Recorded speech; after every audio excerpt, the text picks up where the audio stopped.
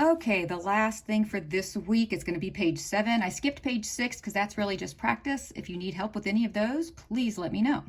The answer keys are on Schoology though. This last skill is super important. You have to know how to do something called FOIL.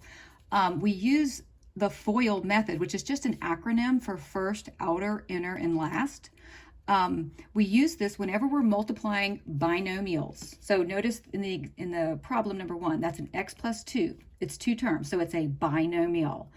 This other one is also a binomial. And because there's no plus sign or minus sign between those two parentheses, we are multiplying these two binomials together. We are not adding or subtracting them.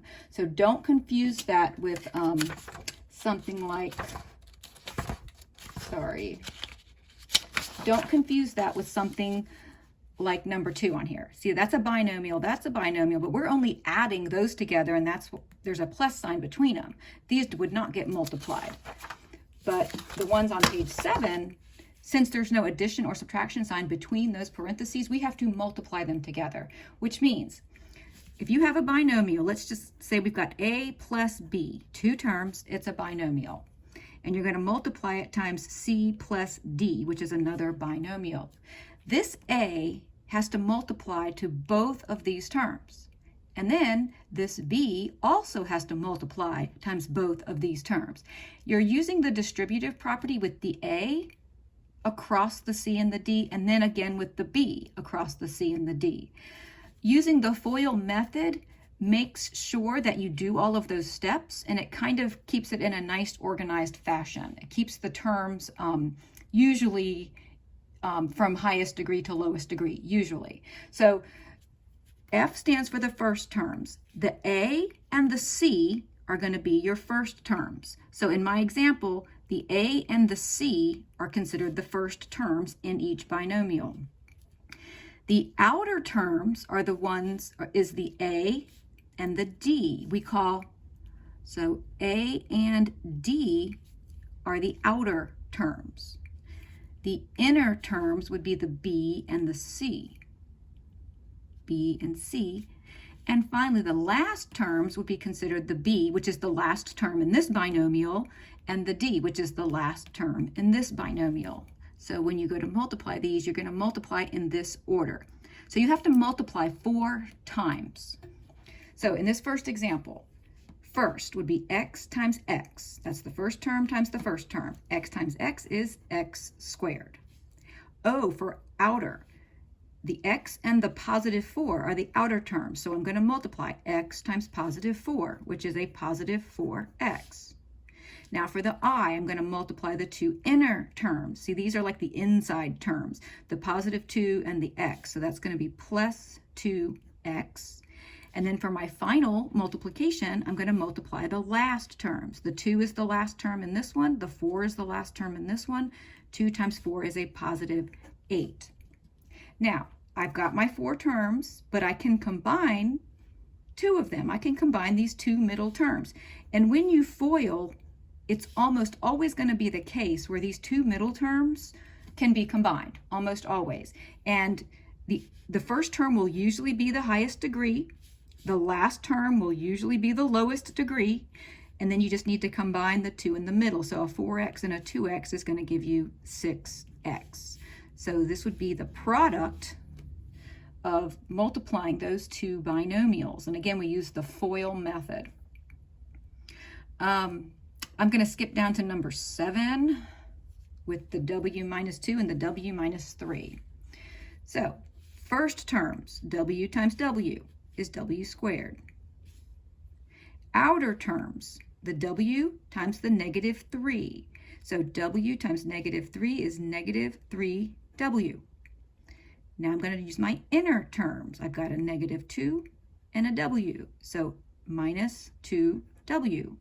And finally, the last terms, negative 2 times negative 3 gives me a positive 6. Notice again, we're multiplying 4 times. You use each of these terms twice, if that helps. So now this w squared I'm going to bring down.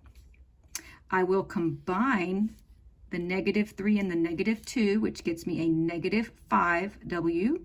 and then I'll bring down that last constant right there, that positive 6. All right, I'm gonna skip on down to number 10. I do want to do I'm gonna skip on down to number 13. So let's see here. So number 13, first times first. So 3y times 3y is 9y squared. Outer times outer. 3y times 2 is a positive 6y. Inner times inner. A 1 times 3y is a plus 3y. And finally, the last times the last is 1 times 2, so that's a plus 2. So to simplify all of these 4 terms, the 9y squared goes first. The 6 and the 3y can be combined to make a plus 9y, and then that constant on the end stays on the end. It's a quadratic trinomial. Number 19. Let's see. Oh, this is what we call a special case. Let me back up to number 17. Number 17 is a special case. If you notice, it says x plus 2 and then x minus 2. It's the same term, but opposites, just like number 18. See how it's y minus 6 and then a y plus 6? These are special because when you go to work them out, the middle terms will cancel each other out. Let me show you. So first times first, x times x is x squared. Now the outers, so I just did first times first. The outers is going to be x times negative 2. That's negative 2x. And now the inners, a positive 2 times an x is a positive 2x. So you see how these two are going to cancel each other out because they're opposites. Finally, the positive 2 and the negative 2 makes a negative 4. You're multiplying identical numbers, but with opposite signs. So what you're always going to end up with right here, you're going to end up with a perfect square, but it's going to be negative. That's going to come in really handy in our next unit or next week when we talk about factoring. But anyway, let me go ahead and finish this one. So x squared gets brought down. These two terms cancel each other out, and then you're left with x squared minus 4. It's called a difference of squares. It's a perfect square minus another perfect square. A difference of squares. It's a special case when it comes to multiplying binomials. Just to prove it again with number 18, I'm going to go y times y is y squared. Y times 6 is a positive 6y. The negative 6 times y is a negative 6y.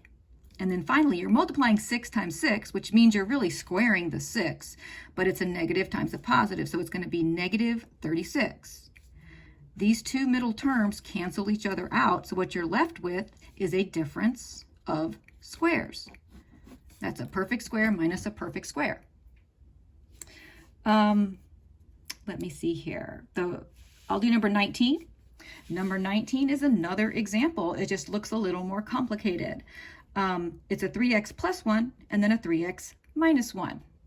So when you multiply first times first, you get 9x squared. Notice that is a perfect square because you multiplied 3 by itself. You squared the 3, basically. Now for the outer terms, outer times outer would be a negative 3x. Inner terms would be a positive 3x. And finally, a positive 1 times a negative 1 is negative 1. 1 is a perfect square. The square root of 1 is 1. These two middle terms will cancel each other out. And then what you're left with is a perfect square. 9x squared is a perfect square minus another perfect square, a difference of squares. And finally, another special case is when you have one binomial, but you're multiplying it by itself. Sorry if I accidentally scratched out that 2. So when you see a problem like this, you should immediately rewrite it so that it looks more like two binomials that are being multiplied together. Remember, whenever you square something, you multiply it by itself. So this x plus 4 needs to get multiplied by another x plus 4. So now we do the process. It's going to be x times x is x squared. x times 4 is 4x. And then the inside is also another 4x, which looks very similar to these problems, but there's a huge difference because both of these are positive, where up in these examples, one of them had a positive sign and one of them had a negative sign. So that makes a big, big difference in what the answers look like. So anyway, x times x was x squared, x times 4 is 4x, 4 times x is 4x, a 4 times a 4 gives me a positive 16. Now you can't cancel these, but you can combine them. So you're left with x squared plus 8x plus 16. I'm going to go ahead and do this. Actually, I'm kind of running out of time here. All right, if you have questions, please let me know, and you can also look at the answer keys.